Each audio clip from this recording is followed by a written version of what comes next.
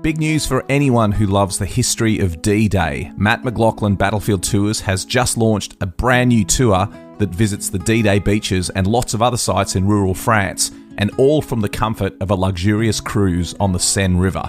Now, we ran this tour in 2024 and it was a huge success. It sold out in a matter of weeks. So now we've rolled it out again for 2025. But this time, there'll be 3 departures in June, July and September, giving you 3 times the opportunity to join us.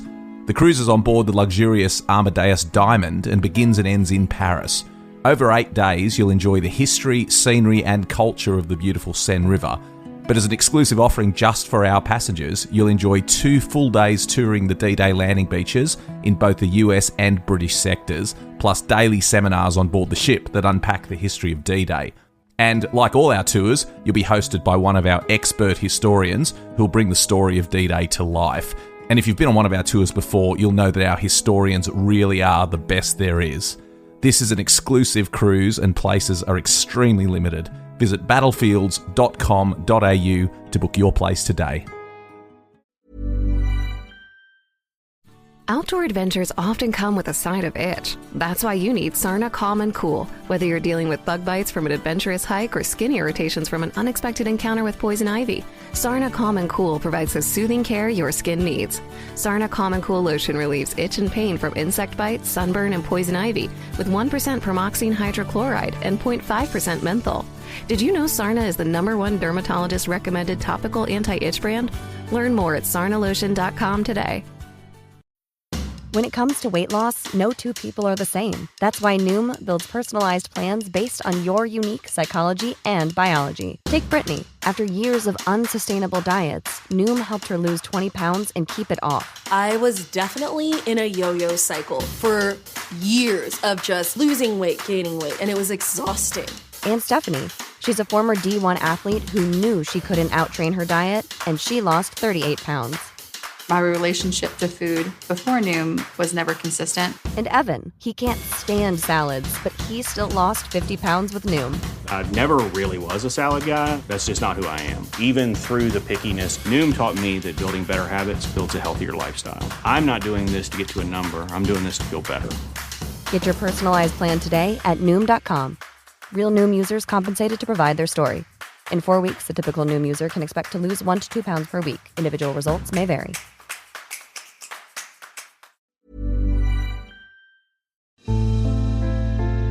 A Living History production. I'm Matt McLachlan. And I'm Pete Smith. We're battlefield historians who love nothing better than getting out and walking the ground where great battles in history took place. And now we'd like you to come with us. Every week, BattleWalks will take you to one of the great battlefields of Europe. As we walk the ground, we'll dig through the pages of history. We'll uncover the secrets of the battlefields, and most importantly, we'll tell the stories of the people who fought and died there. Welcome to BattleWalks. Hello and welcome to BattleWalks. I'm battlefield historian Matt McLachlan, and thank you for joining us on these walks across the great battlefields of Europe. I hope you're enjoying the episodes we've done previously. I know I have really enjoyed bringing them to you, and someone else who I suspect is enjoying it as well as my partner in crime. It's Pete Smith. Pete, welcome back. Great to be walking the battlefields again. Hi Matt, great to be with you. Looking forward to this one. It's an unusual one. It certainly is. We're leaving the First World War behind and we're going to the Second World War now. I think this is our first foray into World War II, but a fascinating angle of the Second World War. We're going to be talking about an element of the vengeance weapons, the Nazi insidious plan to fire rockets and missiles on the United Kingdom and other parts of Europe during the war. Just a fascinating chapter of the Second World War. Let's start, Pete. Tell us, what are we talking about here? What was the Vengeance Weapons program, and what part of it are we going to be focusing on? Right, well, we're talking about towards the end of the war, so 1944. D-Day is just about taking place, or has just taken place, and suddenly the UK is faced with this new weapon, and these are V-1s, flying bombs, that are going to be launched from Europe and are going to be aimed at London. The whole idea really is to kill people, obviously, but it's to destroy, I suppose, the will of the British public to continue. They were called vengeance weapons, and the vengeance is really for the destruction of Hamburg. Hitler was furious that our planes had got through to the extent where we could cause an enormous fire bomb attack on Hamburg, which basically burnt out the centre of Hamburg. Terrible, terrible casualties. And so he set upon this idea that he wanted to have some vengeance for that, and these V1s are part of that. They're actually about a year late in their delivery and their execution of being able to fire them across the channel to Britain, but still a big shock, a shock that we were aware of, but hoped to be able to take out. Now, I suppose we could say, how are we aware of these weapons? Well, it's to do with aerial reconnaissance, really, and photographing the landscape. We were photographing northern France constantly, and we can see things being built. The big, I suppose, issue is, what are these things that are being built? And it's going to take some kind of joining dots together that allows us eventually to realise something that was being developed on the Baltic coast. There's a place called Peenemünde where they're actually testing and developing these rockets. And then we would see these ramps being built, or something being built. We're not quite sure what in northern France, and the dots are eventually joined, and we realise what's going on. Well, we're going to walk one of these sites in northern France, which is really exciting. But before we get there, let's talk a little bit about the technology, because there were 3 distinct types of vengeance weapons that were developed during the course of the war. Absolutely cutting-edge technology for the time, quite revolutionary. It was the Nazis putting science to a terrible purpose, but still very progressive in terms of the technology. Tell us about the 3 different types of vengeance weapons that were developed during the war. Well, the first one is the V-1, and this is what we're going to be walking through, a V-1 site. And this is effectively the easiest way to look upon it from a modern perspective. It's a cruise missile. It's your Mark 1 cruise missile. A missile that's going to be fired from Europe. It's got no kind of way of controlling it once it's been launched. It's working just from a gyro compass. In other words, you set it and off it goes in one direction. When the fuel runs out, it hits the ground and detonates. It's as simple as that. So that's the V-1. We're going to talk more about it in a little while. The V2, now this is a very different weapon. This is a modern rocket, and in fact, the development of the V2 will lead eventually to the space race and us getting to the moon. So we can see the kind of development that we're having with the V2. So it's an interballistic missile that will literally go up out of sight and then come straight down on a target. So that's the V2 being developed in conjunction with the V1. And then we have the V3. Now, what I should say, V1, V2 were operational and did fire during the war. V3 did not, because it was bombed so heavily that it never got going. And what was it? Well, it was a super gun. It was effectively a gun that was capable of firing shells across the channel and onto a set target. Again, it's London. So literally a gun capable of firing across the channel. It's firing from tunnels, so it's not your normal barrel of a cannon or a gun. This is firing through tubes that are dug into the ground, into the chalk. So difficult to spot again. But it was spotted by the aerial reconnaissance, and that was taken out, so it didn't ever fire. Pete, it's a fascinating chapter of the story of the Second World War, and terrifying if you think of the people in London with V1 doodlebug rockets landing on them and V2s appearing out of nowhere. How effective were they as weapons in the course of the war? I think it's a difficult question to answer, because if you were beneath one that landed, then it was very effective. But compared to the strategic bombing that had taken place, so the Blitz of London and other cities, obviously it wasn't just London. Very often we'd concentrate on London, but in fact my home city, Hull, was very badly damaged during the Blitz, the attack against major cities. So compared to the heavy bombing, it's minor. But it's important because of the timing. The time it is, we've just landed on the coast. So 6th of June, the landing. And these missiles, these V1s, start landing on the 13th of June.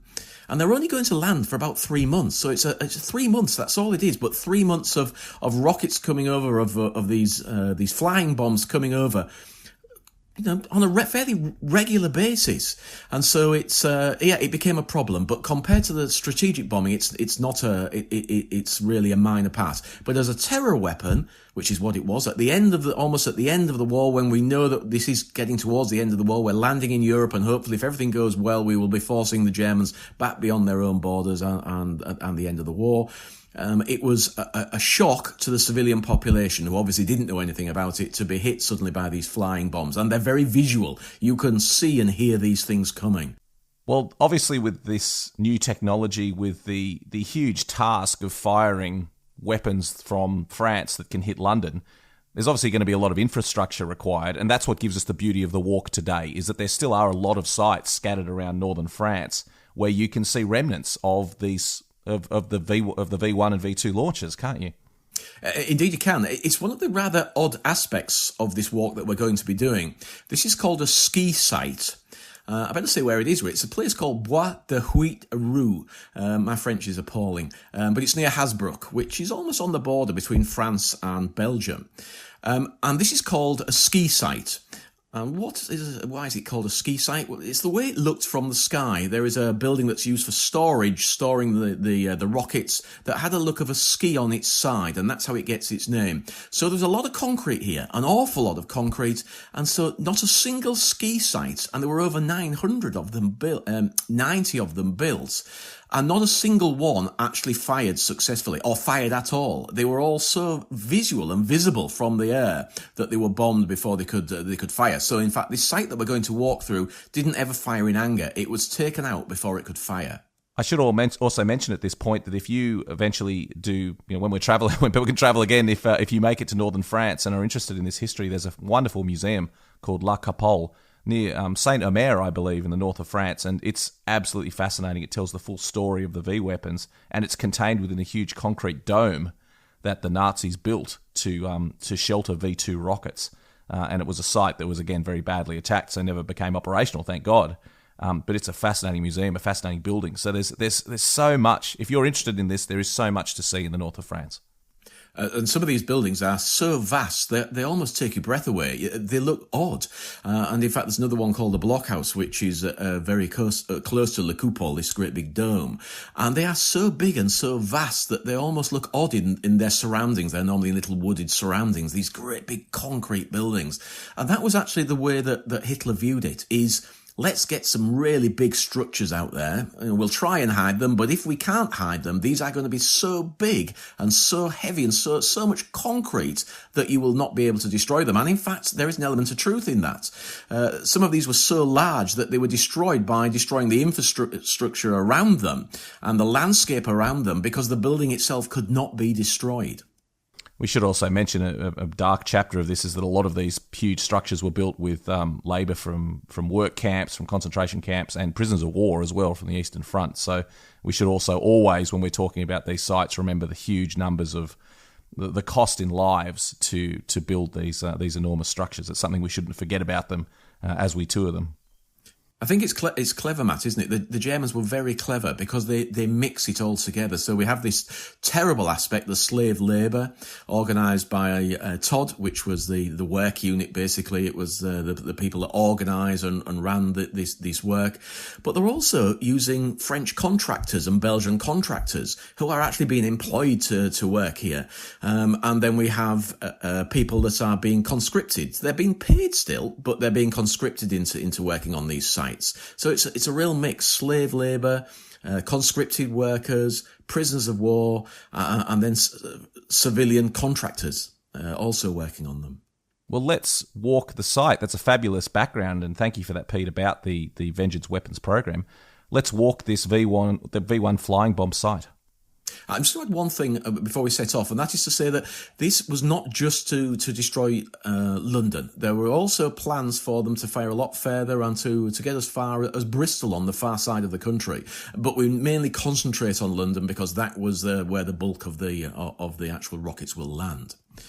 So as we set off walking into the site, the first building that we're going to see is a building that was called the reception building. And this is where the lorries actually pulled up alongside the building and unloaded by crane the rockets onto trolleys. And that's all they did. So it's a reception building for the receiving. Now, you have to understand that all of this is trying to be done quietly. So everything was camouflaged. The buildings themselves are quite substantial. These rockets are big. These are not small things, so you need to build big buildings to take them. The other thing to point out is the landscape around these is fairly pockmarked, and I sometimes associate it with the landscape of the battlefields of the First World War, because these were heavily bombed, and you can see the craters are all around us and very, very visible, and some of them are enormously deep craters.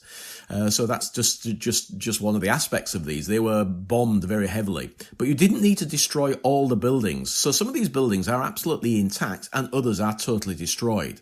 So the reception building is actually one of those buildings that's been fairly heavily damaged. So we'll carry on past the reception building, and then we see a building on the right-hand side, and these are personnel shelters. These are shelters for the men to actually shelter in during these bombing raids. The personnel had to get out and try and survive, and hopefully get the site up and running again, so we have shelters for the crews.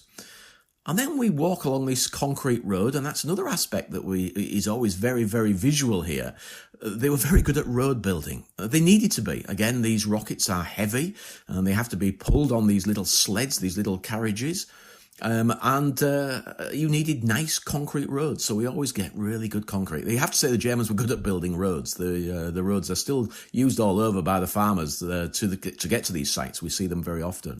Pete, I think it's one of the interesting aspects of this that we sometimes overlook is that we talk about the machinery and the technology, but at the end of all the day, you need people to operate these things, don't you? And therefore, they need somewhere to shelter, they need somewhere to be fed, they need somewhere to sleep, and obviously to also shelter during bombing raids. So it was a fascinating aspect of the war that you touched on it before, that the Allies learnt pretty quickly that you didn't necessarily have to destroy the sites as long as you disrupted the ability of the people to use them. And I recall, not going off too much of a tangent, but I recall visiting the U-boat pens in Saint-Nazaire, and I'm sure we'll do that on a future episode of this podcast, but that was basically the same technique. The U-boat pens were so huge and strong and indestructible that the Allies, instead of trying to destroy the pens, just decided to absolutely level the city around it so that people couldn't live and work and get to the pens because of the destruction around them. It became part of the tactics, really, of the bombing war.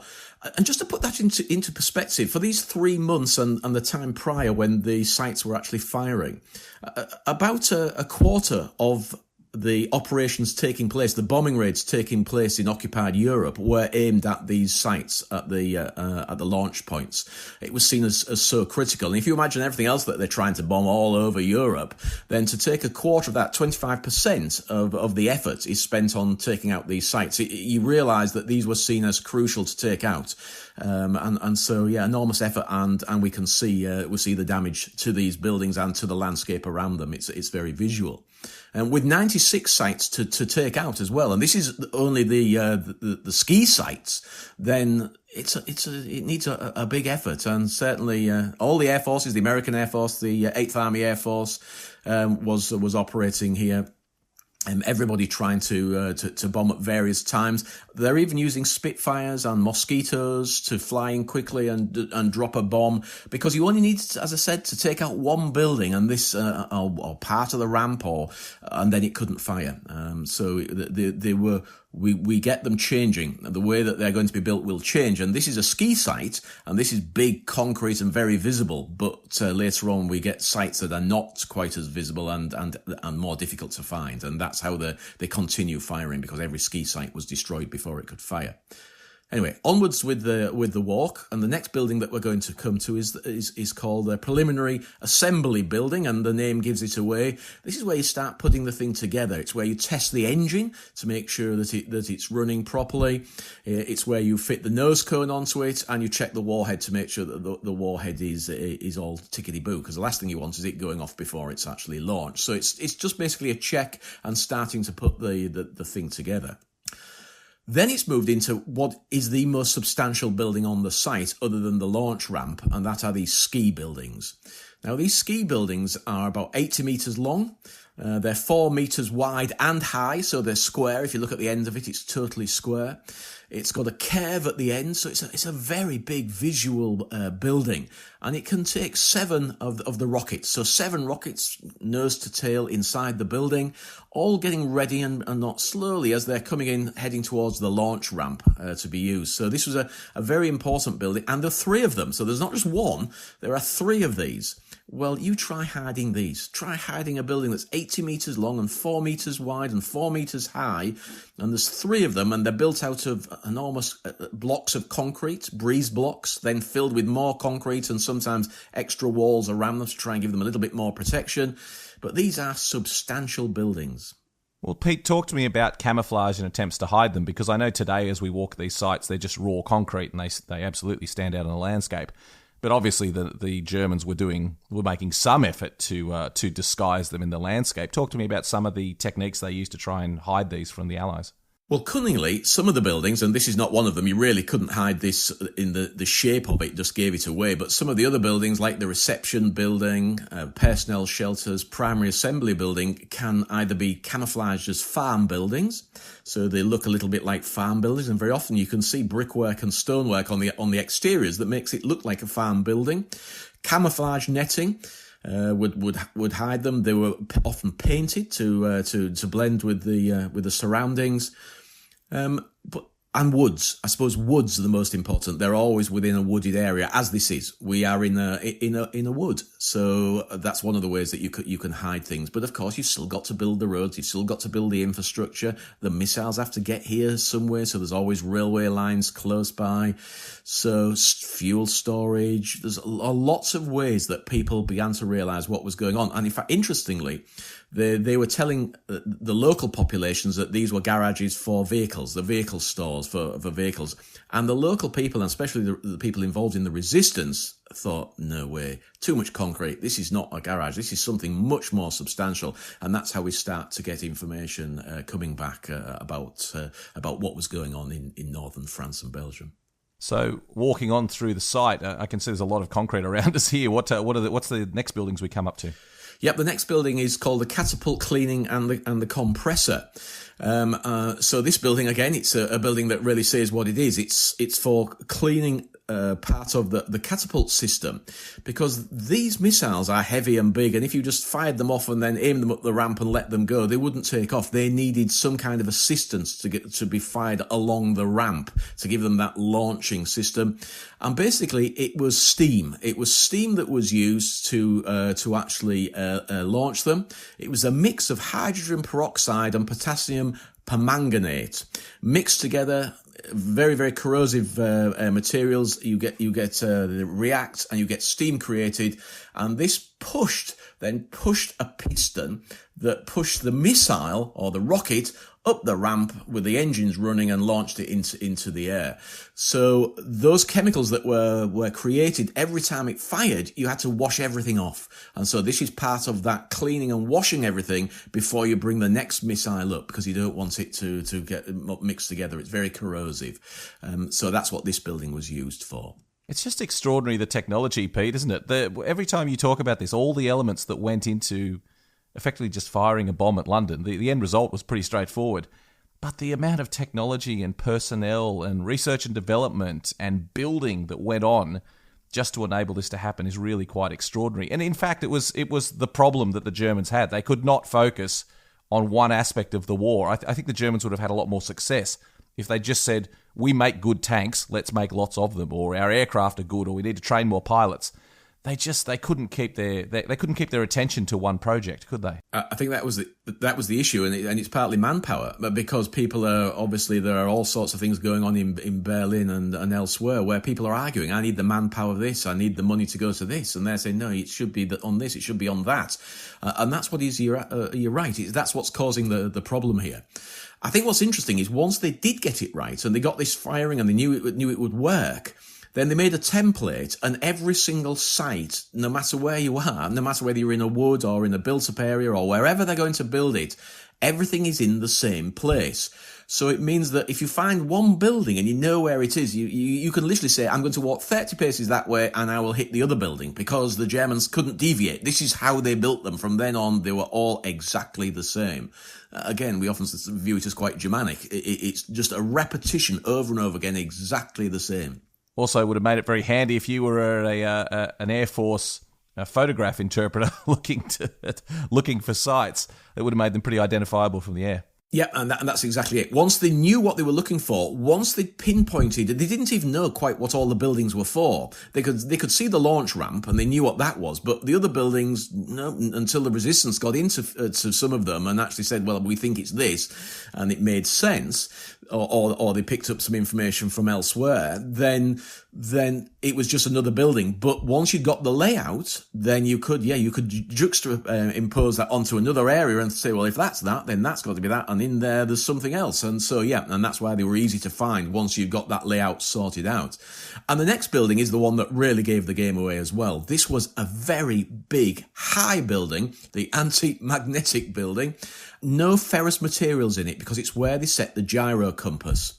And so they could literally, it has to be big and vast because they're going to hang the rocket from the ceiling while they position it to make sure that it's facing the right way, and they can set the gyros. So big building, no ferrous material, so it's made out of concrete and breeze blocks, but no reinforcing. Hence a slight problem that once it was attacked, it was the building that fell over the easiest. So in this site, it's very badly destroyed.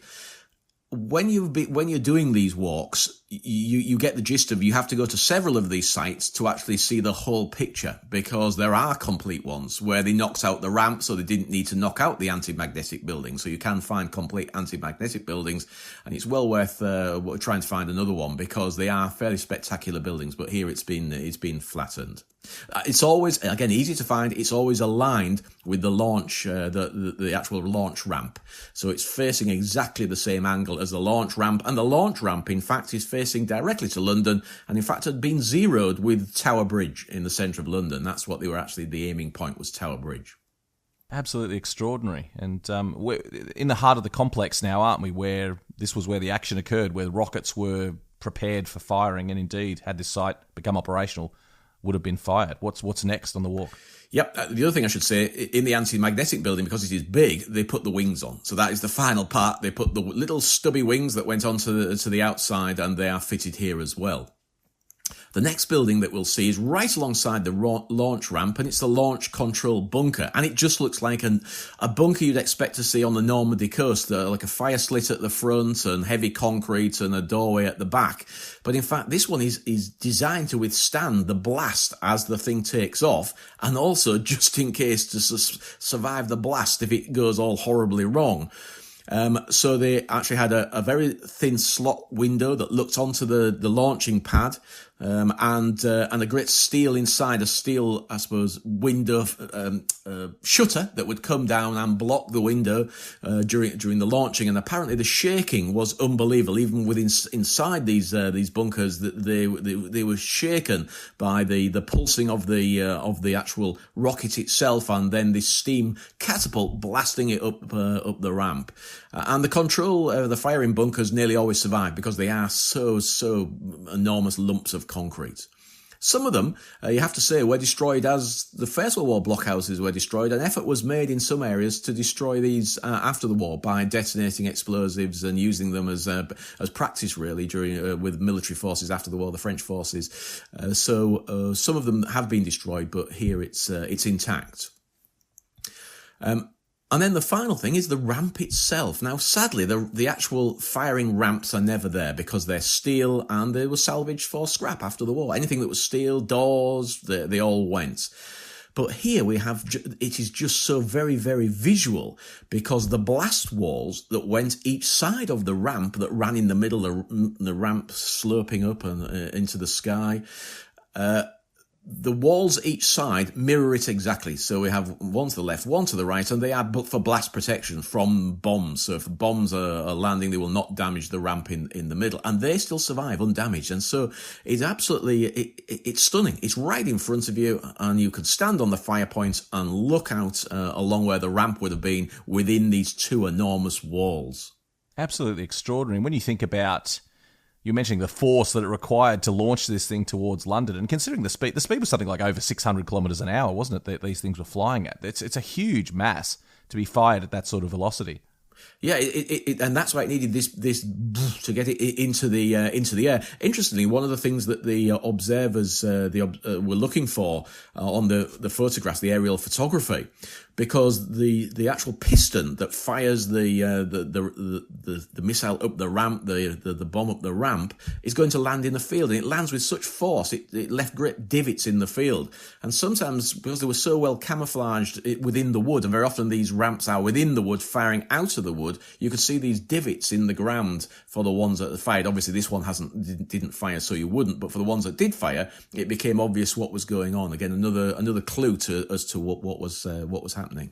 We should also say that there are a number of V-1 rockets and launch ramps preserved in museums around the world. I know at Duxford, for example, they have a V-1 actually sitting on an original ramp, which is quite extraordinary to look at. So again, continuing our tours of great sites of Europe, look out for those museums that do display original V-1 rockets and launch ramps. I know at La Capole in northern France, they also have a number of displays.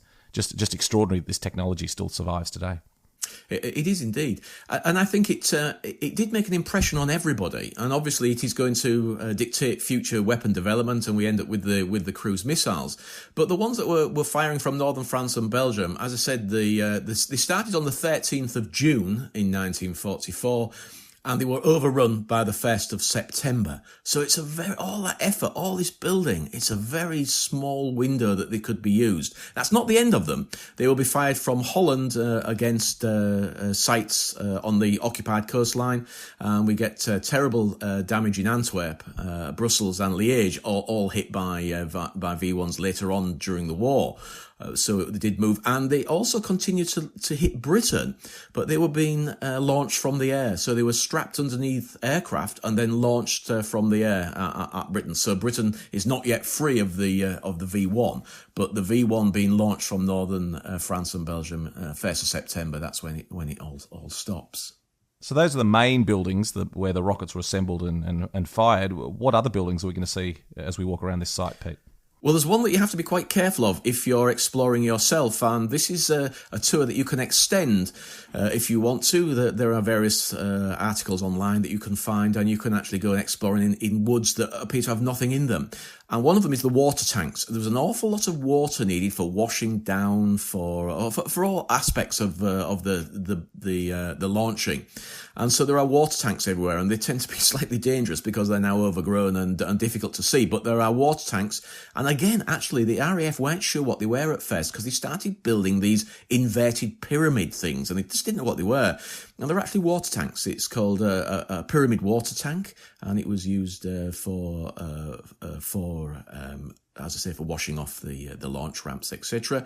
Also detonator bunkers for the detonators, and again, because of the danger of these things detonating, they're built into the ground, so they look like little bunkers. And then chemical storage bunkers for the two aspects of of creating the steam, and they were called T-Stoff and Z-Stoff, and they're literally where you kept the various two parts of these chemicals used for launching the rocket with a steam assisted takeoff. Well, Pete, it's an absolutely fascinating site, as are all of these sites. I've been to a number of them, and they're quite extraordinary, especially when you combine them with the museums and the other places that remember this story. It would be remiss of me not to mention as well that at Matt McLachlan Battlefield Tours, we do a tour of the V-Weapons site. It's a very specific type of tour. It's quite an unexpected tour, I think. But if you're interested in this, you can take a couple of days and travel with you, Pete. You lead these tours and go around and visit some of these sites. That must be extraordinary to actually walk the ground with people and show them these impressive sites for the first time. It is, because they do literally blow you away, because you're into a northern French little wood thinking that you're probably going to see a couple of buildings, and you go around the corner and there's these enormous structures. It's just extraordinary. I mean, it is lucky that they still survive, because there are very few have any kind of protection on them. And so the farmer, if he can get enough money together to have them taken out, he will. But in a lot of cases, they're used by the farmers themselves for storing timber in and all sorts of other uses, vehicles and things like that. And so they're still still there. And actually, you'll find that they're quite accommodating, a lot of the local people. They're interested that we are interested, and so they're very helpful in pointing out some things that we may miss if you didn't have local help. But yeah, they're fantastic and well worth having a look at. Well, it's a fascinating tour and it's a fascinating chapter of history. And if you visit our website at battlefields.com.au, you can learn all about touring the V-1, V-2, the Vengeance Weapons sites with Pete Smith. Pete, it's been a fascinating journey. Thank you so much for joining us and sharing your knowledge and expertise on these exciting sites. No, great, Matt. Good to be here.